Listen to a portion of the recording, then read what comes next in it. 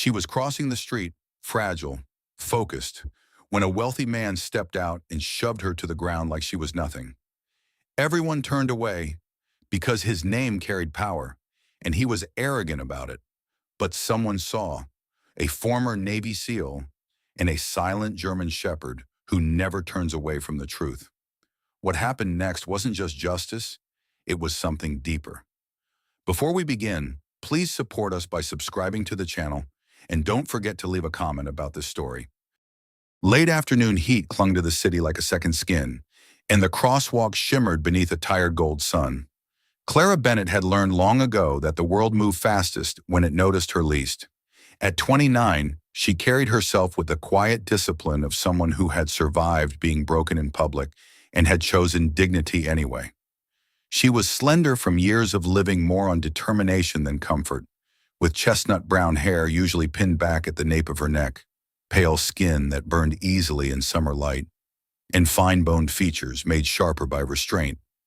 Before the accident 2 years earlier, she had climbed fire escapes, crouched in alleys, and hung half out of car windows to catch the right shot. Now she crossed streets in a lightweight wheelchair with the same stubborn focus she once gave to a camera lens. The chair had become part of her body, not its apology. Resting across her lap was her camera, heavy, familiar, and beloved. The last expensive thing she still owned. The last piece of the life she had built with her own hands. The pedestrian signal flashed white. Clara pushed forward, palms steady on the rims, her eyes already measuring the light on a brick storefront across the street. She was thinking about shadows, reflections, maybe a frame she could still salvage before evening. That was why the black sports car seemed to appear out of nowhere, roaring toward the intersection too fast, braking so hard that the smell of burnt rubber snapped through the warm air. Heads turned.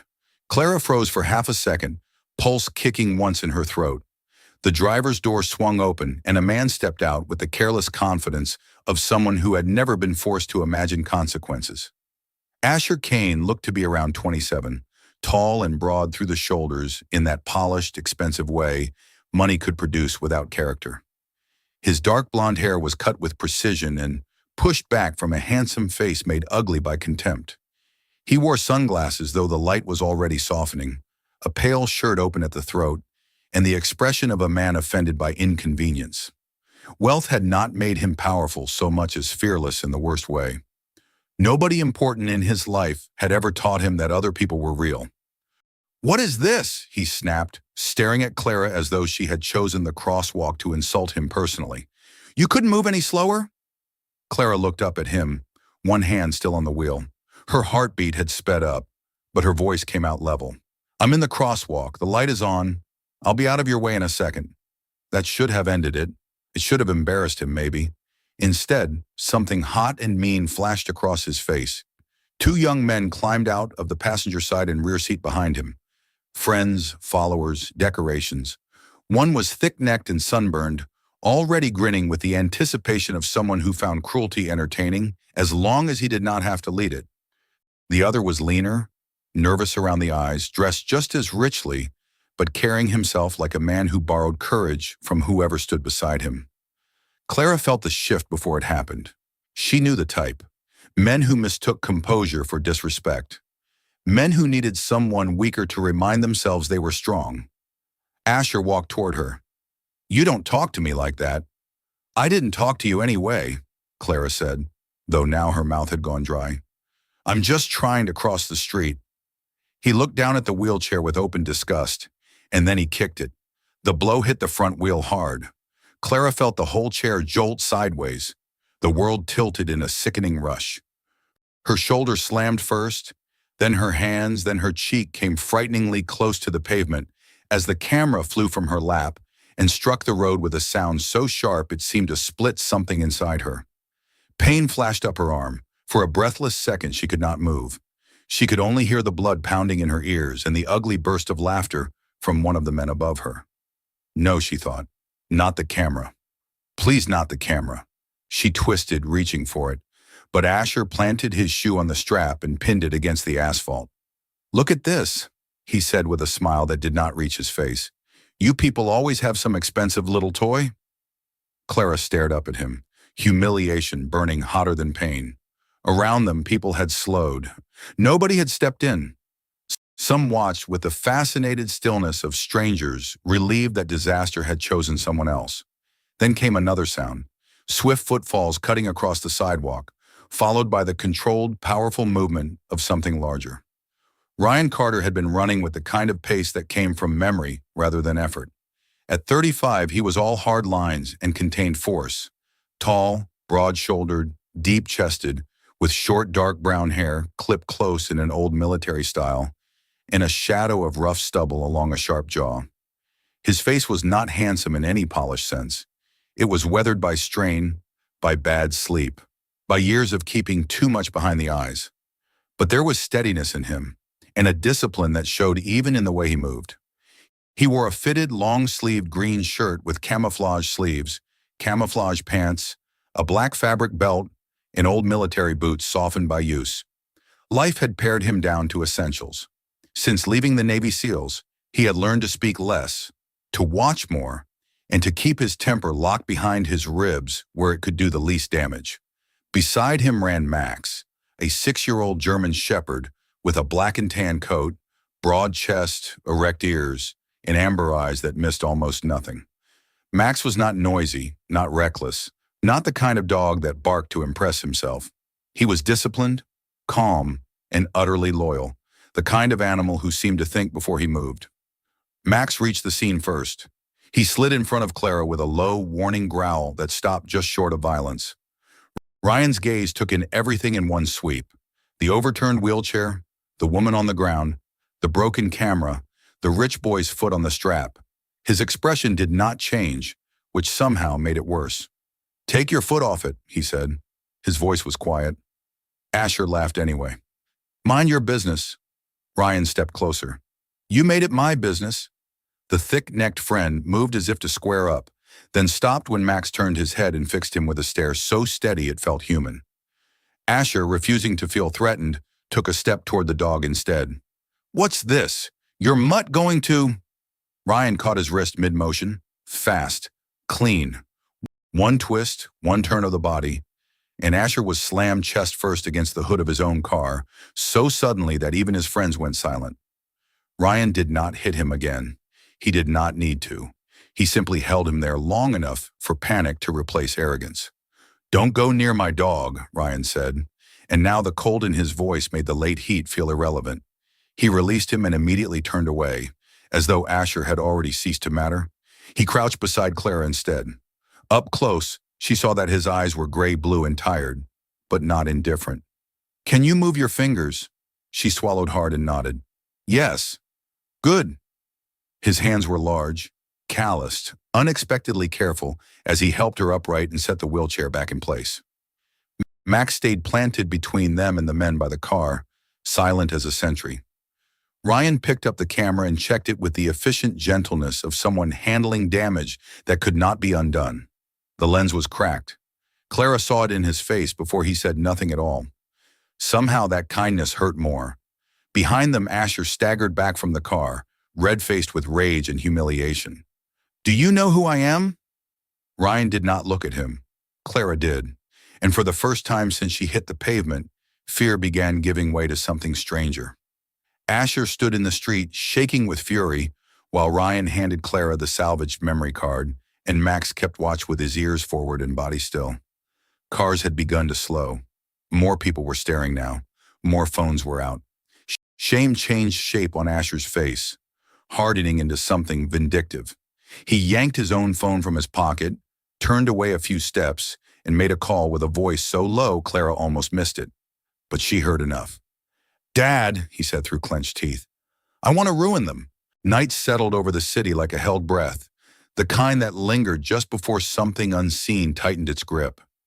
Clara Bennett sat on the narrow examination bed in a small urgent care clinic, her hands folded tightly in her lap, as if holding herself together by force alone. The fluorescent lights above were too bright, too clean, revealing every tremor she tried to hide. Her shoulder had been wrapped, her palms cleaned and bandaged, but the real damage lay elsewhere, in the hollow space left behind by the sound of her camera breaking.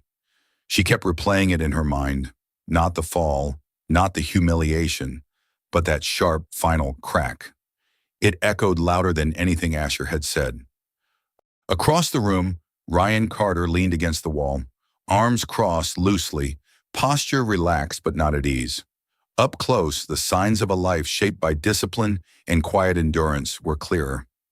The lines around his eyes were not from age, but from watching too much, too closely. His stubble was uneven, not careless, but functional, like everything else about him. He had learned long ago that comfort was a luxury, not a right. Beside him, Max lay on the floor, head up, ears alert, amber eyes moving between Clara and the door. Even at rest, the dog radiated readiness, a steady presence that seemed to anchor the room. "You'll have bruising," the nurse said gently, finishing the wrap on Clara's wrist. She was a middle-aged woman with soft features and tired kindness in her eyes, the kind that came from years of seeing people on their worst days. "But nothing appears broken." Clara nodded, offering a polite smile she did not feel. "Thank you." Ryan waited until the nurse left before speaking. "Where do you live?" The question was practical, not intrusive. Clara appreciated that. "A studio apartment, not far from here." "I'll take you," he said. She hesitated for a fraction of a second, not out of fear, but habit. Independence had been her shield for too long. Then she nodded. "Okay." The drive was quiet. The city lights blurred past the window, reflections bending across the glass like memories that refused to stay still. Clara held the small memory card Ryan had salvaged, turning it between her fingers as though it were something fragile and sacred. Every image she had captured, every story she had told, still lived inside that tiny piece of plastic. It was enough to keep her breathing steady.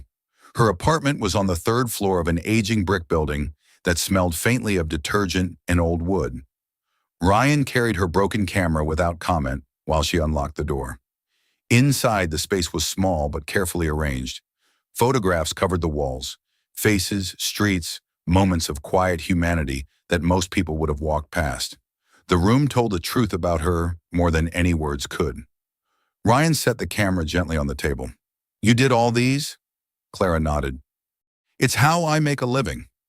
He studied one photo a second longer than the rest, a candid shot of an elderly couple holding hands on a bus, their fingers intertwined with the ease of decades. Something flickered in his expression, gone almost as soon as it appeared. Max moved through the apartment slowly, methodically, sniffing corners, pausing at the window, then the hallway, mapping the space with quiet precision. Clara watched him, a faint, unexpected warmth breaking through her exhaustion. "He's thorough." "He likes to know where he is," Ryan replied. "Helps him decide what matters." Clara looked at him, then really looked. "And you?" Ryan's gaze shifted briefly, then settled again. "Same." He stayed just long enough to make sure she could move comfortably, that the locks worked, that nothing felt immediately unsafe. Before leaving, he placed the memory card on the table within her reach. Max stepped closer, brushing his nose lightly against Clara's hand. It was not a demand, not even comfort exactly, just acknowledgement. She exhaled softly, tension easing in a way she hadn't expected. "Thank you," she said. Ryan nodded once. "Get some rest." For a moment, it felt like the worst was over. It wasn't. The first call came an hour later. Clara had just settled into her chair, the room dim except for the desk lamp, casting a soft pool of light over her photographs. Her phone buzzed with an unknown number. She answered cautiously. "Miss Bennett," a smooth male voice greeted. "This is Daniel Hargreave, legal counsel for the Kane family." His tone was polished, controlled, practiced. Clara pictured him without seeing him, lean, composed, likely in an expensive suit. The kind of man who never raised his voice because he never needed to. There was a faint trace of something else beneath the professionalism. Calculation. "I'm calling regarding today's unfortunate incident," he continued. "Mr. Kane regrets the misunderstanding and would like to offer compensation for any damages incurred." Clara's grip tightened on the phone. It wasn't a misunderstanding. A pause, not long, just enough to register resistance. "Of course," Daniel said smoothly. Regardless, we believe it is in everyone's best interest to resolve this privately. A generous settlement can be arranged. In exchange, we would require a signed statement confirming that no intentional harm occurred. Clara stared at the photographs on her wall. The broken camera sat just within view, silent evidence of truth. No, she said. Another pause, slightly longer this time. I would encourage you to reconsider, Daniel replied, still calm. Situations like this can become unnecessarily complicated. I said no. She ended the call before her voice could shake. The second call came 5 minutes later. This one had no introduction. You think anyone's going to believe you? A different voice said, rougher, colder. You should have taken the money. Clara's stomach tightened. Who is this? Someone trying to help you understand how this works. The line went quiet for a second, then continued, softer but more dangerous. People like you don't win against people like them. You push this, you lose your clients, your apartment, everything. Think about that. The call ended. Clara sat frozen, the silence in the room suddenly heavier than before. Her eyes moved slowly across her photographs, the only life she had managed to rebuild. One by one, she imagined them gone. Not broken by accident, but erased. Her hands began to tremble. Across town, Ryan stood outside a small hardware store, staring at his phone after reading her message. They called me? He didn't respond immediately. Instead, he looked up at the darkened street, his jaw tightening almost imperceptibly. Max stood beside him, watching, sensing the shift. This isn't over, Ryan said quietly. Max's ears lifted. Ryan turned, already moving. It's just starting. When he arrived back at Clara's building, he didn't knock right away. He studied the street first. A black SUV sat parked across from the entrance. Engine off, windows tinted, too dark for night. Ryan's gaze lingered on it for a second longer than necessary.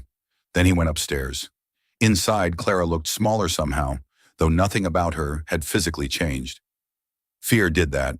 It took space from people. They called again, she said. I know. Ryan moved through the apartment more deliberately this time, checking the locks, the windows, the hallway. Max followed, alert, focused, stopping briefly near the door as if memorizing a scent. Clara watched him. Is this going to get worse? Ryan didn't answer right away.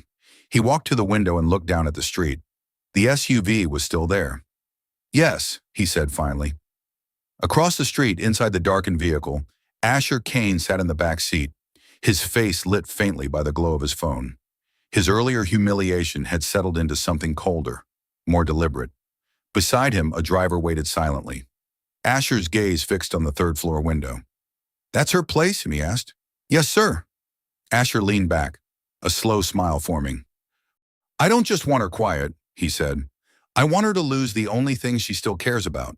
Rain came without warning that evening. Thin at first, then steady, as if the sky had quietly decided to wash the city clean of something it could not name. Clara Bennett returned to her apartment just after dusk, her sleeves damp at the edges, the wheels of her chair carrying faint streaks of water across the hallway floor. She had forced herself out earlier, not because she felt safe, but because she refused to let fear shrink her world further. The meeting with her client had been short, polite, and ultimately hollow. The man, well-dressed, mid-50s, with a careful smile and tired eyes, had spoken kindly, but his hesitation lingered in every sentence. Let's, revisit this later, he had said, already withdrawing before the conversation ended. Clara understood. Fear spread faster than truth. She reached her door and paused. Something felt wrong. Not broken, not obvious. Just wrong. The lock turned easily. The door opened without resistance. Inside, the silence was too complete. Clara pushed forward slowly, her fingers tightening around the rims of her wheels. The first thing she noticed was the smell. Chemical, sharp, unfamiliar. Then her eyes adjusted, and her world ended again. Her photographs, hundreds of them, had been torn from the walls, frames shattered, glass crunched under her wheels as she moved forward without realizing she was doing it. The desk was overturned, drawers emptied, Hard drives smashed open, their insides exposed like something dissected without care. Her backup laptop lay cracked on the floor, screen black, lifeless. "No," she whispered, though no one was there to hear it. She reached for one photograph, a portrait of a woman laughing in the rain, captured months ago, a moment she had been proud of. It was ripped clean through the center. Clara didn't cry. Not yet. Her eyes moved slowly to the wall opposite the door. Red paint, fresh, dripping. "Next time, the dog." Her breath caught, sharp and shallow. The words didn't just threaten. They chose their target with precision. Not her body, not her work. Max. Her hands began to tremble, but she forced them still, gripping the wheels hard enough that her knuckles blanched white. This wasn't rage. This was control. This was someone deciding exactly where it would hurt the most. Ryan arrived 12 minutes later. He didn't rush inside immediately. He stepped through the doorway slowly, his gaze sweeping the room once, twice, absorbing everything without reaction. At 35, Ryan Carter had learned that emotion could wait. Assessment could not. His jaw tightened slightly as he took in the destruction, the patterns, the intention behind it. This wasn't careless vandalism. It was deliberate, systematic. Max entered beside him, and the shift in the dog was immediate. His ears snapped forward, his posture stiffening, a low growl vibrating deep in his chest. Not loud, not reckless, but unmistakably dangerous.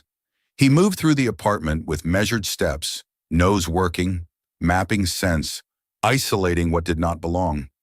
Clara sat in the middle of the room, still, like the only piece left untouched in a place designed to break her.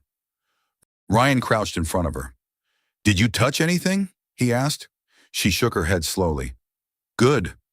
His voice remained calm, but something colder had settled beneath it. He stood and walked toward the wall, studying the red lettering. His eyes didn't linger on the words themselves. They traced the height, the angle, the placement. Someone tall, right-handed, confident enough to take their time. Max stopped near the doorway, head lowered slightly, then looked back at Ryan. "3, Ryan said quietly. Max's ears flicked. 3 people were here. Clara looked up. "How do you know?" Ryan glanced at her, then back at the room. "Because one of them didn't belong." He didn't explain further. Instead, he moved to the window and looked out. The rain blurred the street below, but something still caught his attention. A faint reflection, the memory of a vehicle that had been there and was now gone. "They'll come back," he said. Clara's voice barely held. "For Max?" Ryan didn't soften the truth. "Yes." Silence stretched between them, heavy, inevitable. Then Clara asked the question that mattered. "What do we do?" Ryan turned back to her, and for the first time, there was no hesitation in his answer. "We let them." Clara blinked. "What?" Ryan stepped closer, lowering his voice, not because anyone could hear, but because strategy demanded precision. "They think fear will make you leave. When that doesn't work, they escalate. They come for what you care about most." Her gaze flickered to the wall. "Max." "They want the dog," Ryan continued. "Not just to hurt him, to control you." Clara swallowed. "So we hide him." Ryan shook his head once. "No, we make them think they can reach him." The words landed slowly, like pieces of something larger she couldn't fully see yet. "You're using him as bait," she said. Ryan met her eyes. "I'm using their certainty against them." Clara looked at Max, who now stood beside her, calm again, watching Ryan with complete trust. "He could get hurt," she whispered. Ryan's voice didn't rise. It didn't need to. "Not while I'm there." Something in his tone made the air shift. Not arrogance, not bravado, certainty, the kind built on experience that had already been tested in worse places than this. Clara closed her eyes briefly, then nodded once. Not because she wasn't afraid, but because she understood something else now. Running wouldn't save her. That night, Ryan moved with quiet efficiency. A small camera was installed above the hallway corner, barely visible unless you knew exactly where to look. A recording device was placed near the doorframe. He adjusted the lighting, left one lamp on, enough to create shadows that suggested presence. Max remained inside, positioned where he could respond but not be seen immediately. Clara was moved to a nearby motel, temporary, anonymous, safe enough for now. The room was plain, beige walls and thin curtains, but it was secure. Ryan stayed only long enough to ensure the locks were solid. "Don't answer unknown call," he told her. She nodded. "And Clara," she looked up, "they're not as careful as they think." For the first time since the apartment, something shifted in her chest. Not hope, but something close. Back at the apartment, the rain had slowed to a whisper. Midnight came quietly. Then, a sound. The soft click of a lock. The door opened just enough to let shadows slip inside. 3 figures, masked, gloved, moving with the false confidence of men who believed they were still in control. One of them whispered, "Get the dog." They stepped forward, and the lights came on. Ryan stood in the center of the room, still, waiting. Max moved at the same time. Not wild, not chaotic, precise. The first man didn't even see him coming before he was on the ground. Breath knocked out, arm pinned. The second tried to swing, but Ryan intercepted, redirecting force with practiced ease, sending him crashing into the wall. The third, Asher, froze for half a second too long. That was all it took. Ryan closed the distance and drove him back, pinning him hard against the same wall where the threat had been written. "No more," Ryan said. Asher struggled, panic replacing anger, but there was nowhere to go. From the street below, a car engine idled. Inside it, a man watched through tinted glass. He didn't move, he didn't help, he just observed. And then, he drove away. Morning arrived pale and cold, the kind of light that revealed more than it softened. Ryan Carter stood by the narrow kitchen counter in Clara's temporary motel room, a laptop open in front of him, its glow reflecting faintly in his steady gray-blue eyes. He hadn't slept. The night had not been about victory. It had been about confirmation. What happened in Clara's apartment wasn't an isolated act. It was a system, and systems required exposure, not just resistance. Across the room, Clara Bennett sat by the window, her wheelchair angled slightly toward the weak morning light. She looked different now, not stronger in the way people like to describe recovery, but clearer. Fear had stripped something away, but in its place was a quiet resolve that felt less fragile than before. Her hands rested on her lap, still, composed, as if she had decided that whatever came next, she would meet it without flinching. Max lay between them, alert but calm, his breathing steady, his presence grounding the space like an anchor that refused to drift. "They'll try to control the story," Ryan said, eyes still on the screen. Clara turned slightly. "They already are." Ryan nodded once. "Then we take it away from them." He turned the laptop toward her. On the screen, frozen mid-frame, was the restored footage from the crosswalk. Grainy, partially corrupted, but clear enough. Asher stepping out of the car. The kick, the fall, no ambiguity, no room for reinterpretation. Clara stared at it, her throat tightening. She had lived that moment. But seeing it was something else entirely. "It looks worse than I remember," she whispered. Ryan's voice was quiet. "That's because memory softens things. Evidence doesn't." He clicked another file. Audio, the recording from the apartment, the whispered intent, the words, "Get the dog," the tone of casual cruelty. It filled the small room like a shadow. Clara closed her eyes briefly, not to escape it, but to absorb it. "This is enough?" she asked. Ryan didn't answer immediately. "For people who want the truth, yes. For people who want control, no." He reached for his phone and dialed. The man who answered spoke with a voice worn by years of skepticism. "You don't usually call unless it matters." "It matters," Ryan said. The man on the other end was Marcus Hale, mid-40s, a federal investigator with a reputation built not on ambition, but persistence. He was tall, lean, with close-cropped dark hair graying at the temples and a face marked by quiet fatigue rather than age. He had spent most of his career chasing cases that didn't want to be solved. Corruption, influence, power used the wrong way. It had made him cautious but not cynical. What do you have? Marcus asked. Something that won't stay buried, Ryan replied. There was a pause, then, send it. Ryan transferred the files without further explanation. Within hours, the shift began. Not visibly, not loudly, but undeniably. A journalist named Laura Mitchell received the same footage. She was in her late 30s, sharp-featured, with short blonde hair she never bothered to style, and eyes that carried the constant alertness of someone who had spent too long fighting to be taken seriously. Her work had earned her enemies, but also something more valuable: credibility. She didn't chase stories. She chose them. And this one, she chose immediately. By midday, the first article went live. It didn't accuse. It presented video footage, timestamps, context, questions that couldn't be easily dismissed. By evening, it spread. Social media, local broadcasts, then national attention. Not because it was sensational, but because it was undeniable. The narrative began to fracture.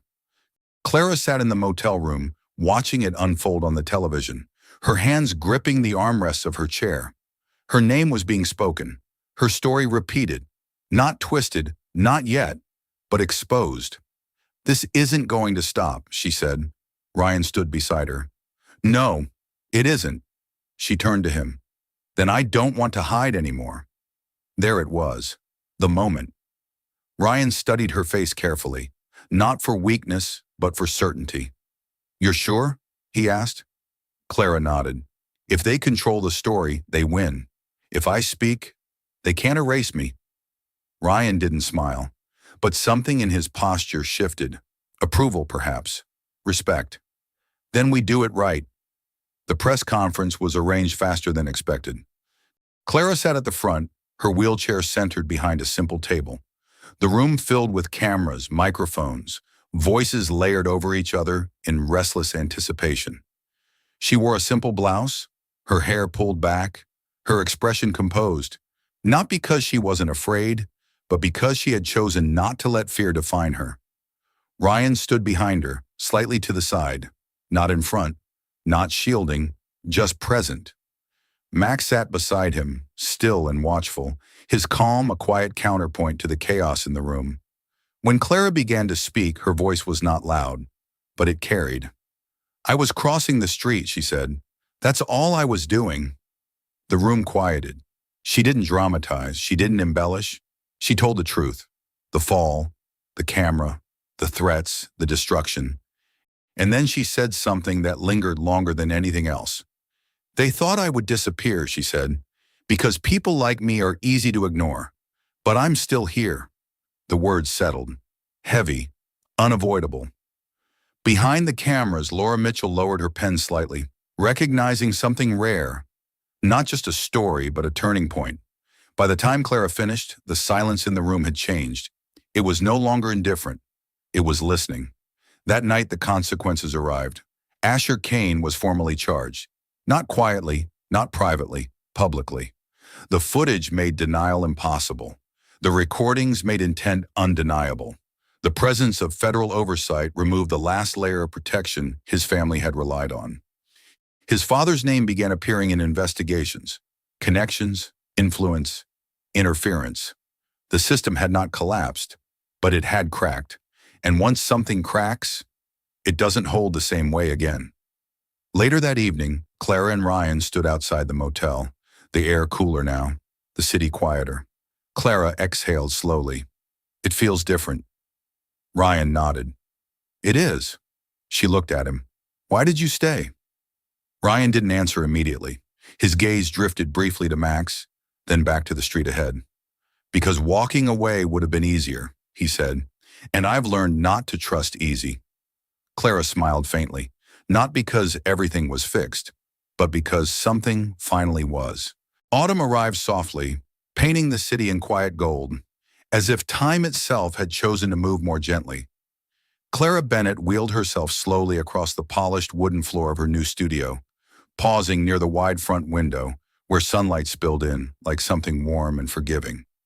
The space was smaller than her old apartment, but it felt different in a way she couldn't fully explain. Not fragile, not temporary, but earned. The walls were clean, unscarred, waiting. And for the first time in weeks, the silence around her wasn't heavy. It was calm. A single photograph hung at the center. It wasn't her best work.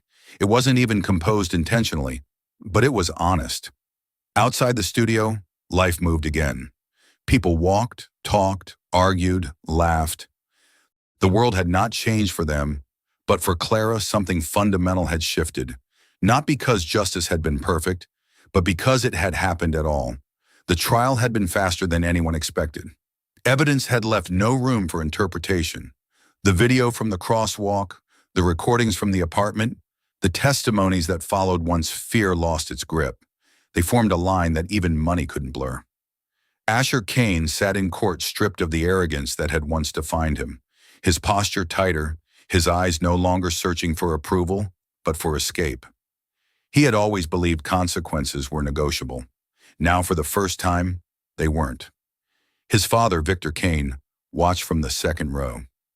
He was a man in his late 50s, tall, composed, silver hair carefully combed back, his face cut with sharp lines that suggested discipline, but concealed something colder, control shaped over decades of influence. He wore tailored suits, spoke rarely, and built his reputation on quiet power rather than loud dominance. But power had limits, and this time it had been forced into the open. The investigations had not ended with his son. Questions had followed him about interference, about pressure, about the careful manipulation of systems meant to protect people like Clara. He had not been convicted of a crime, but something far more damaging had happened. He had been seen, and in a world built on perception, that was enough. When the verdict came, the courtroom did not erupt.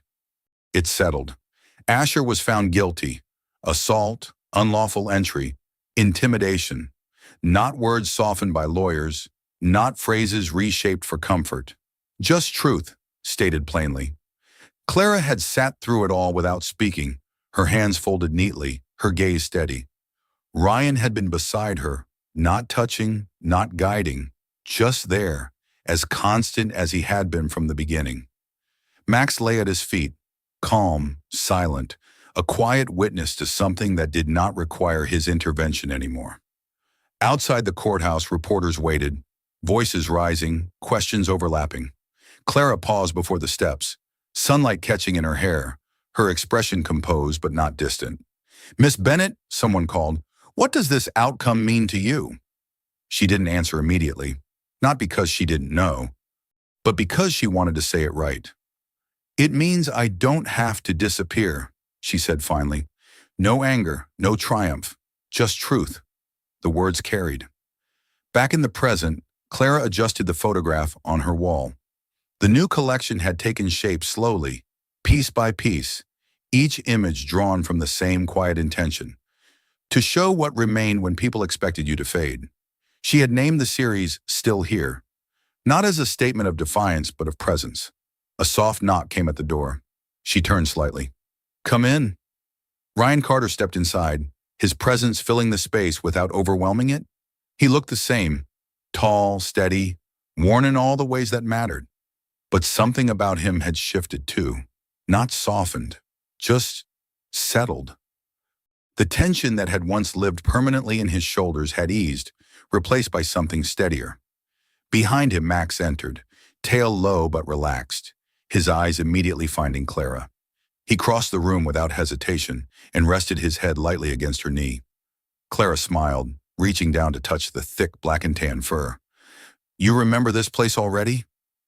Max didn't move, but his ears flicked slightly, acknowledging her voice. Ryan glanced around the studio. "Looks good." "It's smaller," Clara said, "but it's enough." Ryan nodded. He understood that word better than most. He had taken a position at a local community center. Not glamorous, not high-paying, but steady. Security work mostly, keeping watch, maintaining order, helping people who needed it. It wasn't the life he had imagined when he was younger, but it was a life he could live with, and for the first time in years, that mattered. Max had become something unexpected there. Children approached him without fear. Elderly visitors reached out to him as if touching something steady in a world that often wasn't. Even those who had once been wary of dogs found themselves lingering a little longer when he was near. He had not changed, but the world around him had. "Walk with me?" Clara asked. Ryan nodded once. They returned to the crosswalk that afternoon. The same street, the same painted lines, but nothing felt the same. Clara positioned her chair carefully at the edge of the sidewalk, adjusting her camera on a low tripod. Her movements were slower now, not from hesitation, but intention. Every detail mattered. Ryan stood a few steps ahead, just within the frame she was composing. Max sat beside him, upright, alert but calm, his posture naturally balanced between presence and restraint. "Look at him," Clara said quietly. Ryan glanced down at Max, the corner of his mouth lifting almost imperceptibly. "Hold that," she added. The light was perfect. Not dramatic, not forced, just real. She pressed the shutter. The sound was soft, but final in the best way. Clara lowered the camera and checked the image. For a moment, she didn't speak. Then she turned the screen toward Ryan. It wasn't about heroism. It wasn't about violence. It was about what remained after both. Ryan studied it silently. Max shifted slightly, as if aware that he had been captured in something more than a moment. Clara reached into her bag and pulled out a printed photograph. She handed it to Ryan. It was from that first day, the crosswalk, the fall, the moment everything changed. Someone had captured it from across the street. Ryan kneeling, Max standing guard, Clara on the ground, not alone. On the back, she had written a single line. Ryan read it. And for the first time in a long while, something inside him eased in a way that felt permanent. Max nudged his hand. Ryan exhaled, quiet but steady. The city moved around them, but for a moment, they didn't need it to. He did not see it as a miracle at first. It did not arrive with thunder, nor with a voice from the sky. It came quietly, through a man who chose not to walk away, through a dog who stood without fear, through a woman who refused to disappear. And perhaps that is how God works most often, not by changing the world all at once, but by placing courage into ordinary hearts until darkness has no place left to hide. If this story touched something inside you, carry it forward. Share it with someone who needs to believe again. Tell us where you're watching from and what part stayed with you. And if you believe, even a little, may God watch over you, protect your path, and remind you, no matter how broken a moment may seem, light is never truly gone.